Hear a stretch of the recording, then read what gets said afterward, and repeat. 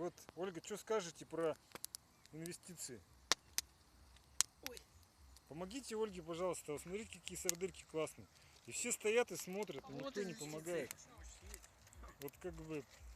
Булат, ты что скажешь про не про сардельки, а про инвестиции? Я сейчас помогу. Я сейчас помогу. Я просто сейчас видео сниму. Булат, что ты... Какую-то часть своего дохода инвестировать. Ага, спасибо. Это было интересно. Так, Катя, ты что думаешь про инвестиции? Да. Надо пользоваться, надо быть грамотным. Пользоваться чем? Мозгом? Инвестициями, понял. Понял, спасибо. Илья, что ты скажешь про инвестиции? Любую вещь надо делать с умом, в том числе и инвестиции. Так. И затем, делая инвестиции с умом, можно медленно, ключевое слово медленно, разбогатеть. Ага. Уоррен Баффет сказал, никто не хочет становиться богатым медленно. Ага. Поэтому люди совершают ошибки. И вот сейчас я расскажу, как часть этих ошибок избежать.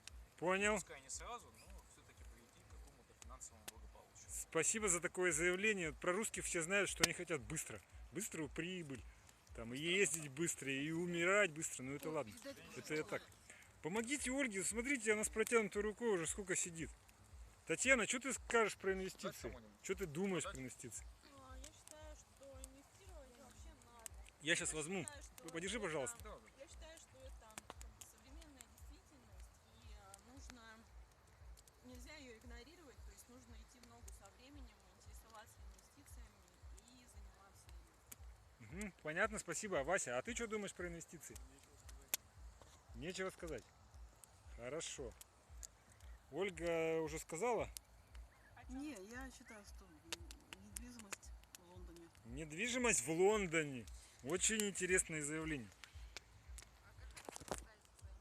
А я думаю, что инвестиции нужны, потому что чтобы деньги не обесценивались и чтобы ваш труд не пропадал просто в потреблении и, так сказать, и так далее, а чтобы ваш труд он шел дальше в работу, в другую, в этот и так далее. Ну, в общем, да, вот теперь мы поедим и поговорим, и нам Илья расскажет и покажет.